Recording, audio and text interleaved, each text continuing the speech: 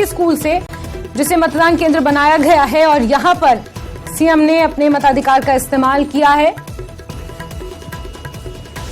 चुनाव प्रचार में भी धुआंधार नुक्कड़ सभाएं करते हुए सीएम सुक्खू नजर आए। शिमला से उनका एक गहरा नाता है, बार बार ये वो दावा करते हैं। यहीं से उन्होंने पढ़ाई की है, विश्वविद्यालय से अपने राजनीतिक सफर की उन्होंने शुरुआत की। शिमला से गहरा नाता वो रखते हैं, हालांकि हमीरपुर नादौन से विधायक हैं, लेकिन शिमला में क्योंकि उन्होंने पढ़ाई की है, यहीं से अपने राजनीतिक करियर की शुरुआत भी की है, इस लिहाज से शिमला से उनका एक अलग नाता है। ये बार बार वो कहते हैं और अपने पूरे परिवार के साथ यहाँ पर अपने मताधिकार का इस्तेमाल करने पहुंचे हैं। उनकी 2 बेटियां हैं, धर्मपत्नी को भी आप तस्वीरों में देख पा रहे हैं। उनकी बेटी भी अब यहाँ पर मतदान करने पहुंच रही है। 2 बेटियां हैं और वो भी मतदान के लिए पहुंचे। एक्सक्लूसिव तस्वीरें हम आपको दिखा रहे हैं। अपने पूरे परिवार के साथ सीएम सुक्खू यहाँ पहुंचे हैं और अपने मताधिकार का इस्तेमाल कर रहे हैं। काफी लोकप्रिय हैं वो शिमला में, सुक्खू भाई के नाम से उन्हें शिमला में जाना जाता है, क्योंकि अपने राजनीतिक करियर की शुरुआत उन्होंने यहीं से की और एक लंबा समय यहां पर बिताया है। पार्षद रहे हैं, काउंसलर रहे हैं और इस लिहाज से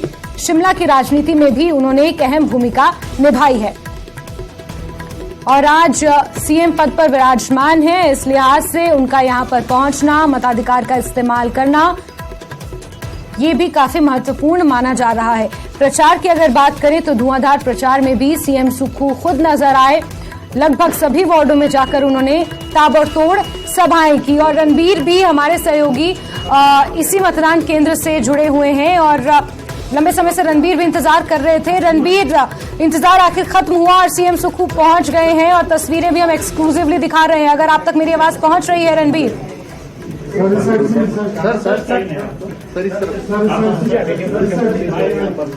चलिए रणबीर, जाहिर सी बात है यहाँ पर सीएम सुक्खू पहुंचे हुए हैं तो कोशिशें ये जारी हैं कि सीएम सुक्खू से एक्सक्लूसिव बातचीत हो सके। आप देख सकते हैं कि हर कोई उन्हें अपने कैमरे में कैद करने की कोशिश कर रहा है और कड़ी सुरक्षा भी है यहाँ पर, क्योंकि सीएम के अलावा बहुत लोग भी यहाँ पर पहुंच रहे हैं जो लंबी कतारों में लगे हुए हैं, जिन्हें मतदान करना है। उन लोगों को दिक्कतों का सामना ना करना पड़े। रणबीर हमारे साथ जुड़े हुए हैं, मैं तस्वीरों में देख पा रही हूँ, काफी गहमा गहमी का माहौल है रणबीर, और सीएम ने अपना वोट डाल दिया है। अगर संभव हो तो सीएम से भी बात करने की कोशिश करें, हालांकि हम तस्वीरों में साफ देख पा रहे हैं।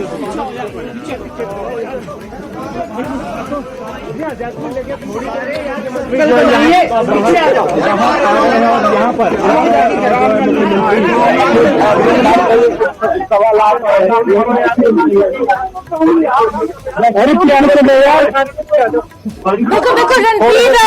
रणबीर, हम समझ सकते हैं यहाँ पर जिस तरीके का माहौल है। नरेश चौहान मीडिया सलाहकार हैं सीएम के, हम समझ सकते हैं यहाँ पर जिस तरीके का माहौल है। हर कोई सीएम से बात करना चाहता है, हर कोई सीएम को अपने कैमरे में कैद करने की कोशिश कर रहा है और इस लिहाज से जो लोग यहाँ पर मतदान करने पहुंचे उन लोगों को कोई तकलीफ ना हो, इसका भी ख्याल रखना जरूरी है। और सीएम मतदान केंद्र से बाहर आते हुए आप देख सकते हैं तस्वीरों में।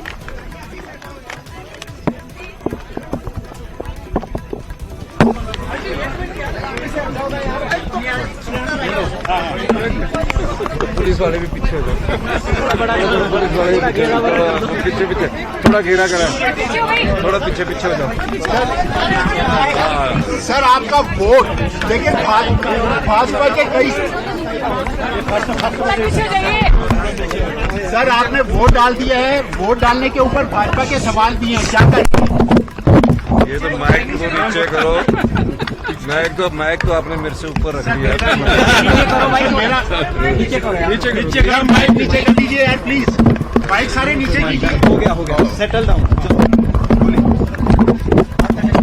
देखिए, शिमला नगर निगम के चुनाव हुए हैं और शिमला नगर निगम के चुनाव में जो शिमला नगर निगम की सुविधाएं लेते हैं, पानी की, मकान की, उन सभी नागरिकों से हमने अनुरोध किया था कि आज आप कांग्रेस पार्टी के पक्ष में वोट डालिए और उस संदर्भ में हम भी, हमारा वोट यहाँ होने के बाद हम यहाँ आए हैं। सर भाजपा ने एक सवाल उठाया था कि नैतिकता के आधार पर नदौन में आपने पहले वोट डाला है, उसके बाद आप यहाँ पर वोट डाल रहे हैं, उनको वोट नहीं डालना चाहिए। और दूसरा बड़ा आरोप भाजपा की तरफ से लगाया गया है ईवीएम के पहले एक सवाल का जवाब दे दूं।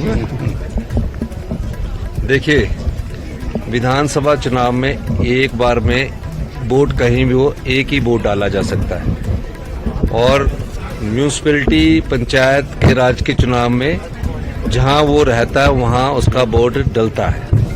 तो ये तो सवाल ही उनका अपने आप से पूछना चाहिए कि वो तो चुनाव कुसुमटी से लड़े और यहाँ वोट डालने क्यों आगे। अगर उनकी बात का जवाब दे रहा हूँ, वो भी वोट डाल सकते हैं क्योंकि वो भी शिमला नगर निगम की सुविधाओं को प्रयोग कर रहे हैं। वो यहाँ उन्होंने अपना वोट भी डाला है। तो ये तो सिर्फ इस समय ध्यान भटकाने की बात है। सर, पार्टी अध्यक्ष राजीव बिंदल ने एक नया आरोप लगाया है, चुनाव आयोग से शिकायत की है कि ईवीएम में प्लेसमेंट यानी कांग्रेस के चेहरे तीसरे नंबर पर यहाँ पर आपके कांग्रेस के कैंडिडेट का था, लेकिन क्रम में बदलाव किया गया। देखिए, मेरी एक बात सुनिए। पिछली रात तो उनके मेयर के जो मैं अखबारों में पढ़ा, जो मेयर के प्रत्याशी थे सत्य कोंडल, जो उनके कहाँ से कुछ क्या मिला, इंजन घर से कुछ शराब वगैरह मिली। कल मैं मत्था टेकने गया वहाँ ढिंगू मंदिर और मौंग के वहाँ बोला जी मैं वोट मांग रहा हूँ। मेरा कहीं भी एक वोट मांगने वाला आपको कोई वीडियो मिल जाए, मुझसे सवाल कर सकते हैं। अब दूसरी बात ये रही, शिमला में पढ़ी लिखी जनता रहती है, शिमला के लोग पढ़े लिखे हैं और इस प्रकार का बयान देना कि पहले नंबर पर, दूसरे नंबर पर, तीसरे नंबर पर, ये तो इलेक्शन कमीशन की जो गाइडलाइंस है उसके हिसाब से होता है। मेरी तो इलेक्शन कमीशन से बात भी नहीं हुई है, कभी भी नहीं। जब से चुनाव चले कोई बात नहीं हुई है, आप उनसे पूछ सकते हैं। लेकिन क्या शिमला की प्रबुद्ध जनता नहीं जानती है कि हम चुनाव चिन्ह जिसके आगे हाथ होगा या कोई और चुनाव चिन्ह होगा उसके आगे वोट डालेंगे? नाम ऊपर नीचे करने से क्या शिमला की प्रबुद्ध जनता पढ़ी लिखी नहीं है?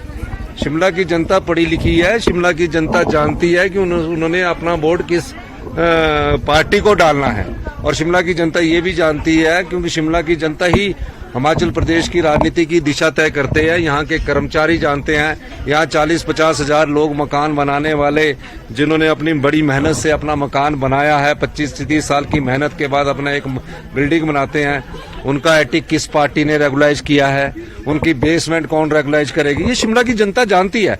और ये महज अब इस प्रकार की बात करना ना तो राजीव बिंदल जी को भी शोभा देता और ना ही जयराम ठाकुर जी को भी शोभा देता है।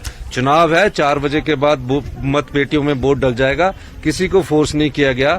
हम तो जनता के हितैषी वाली सरकार है। 5 महीने में हमने डीए की किस्त भी दे दी, एरियर भी दे दिया, ओल्ड पेंशन स्कीम भी दे दी और जो 40 साल से के बाद एक गरीब आदमी जो अपना मकान शिमला में बनाता और एक एटिक रेगुलर करता उसको भी रेगुलर कर दिया।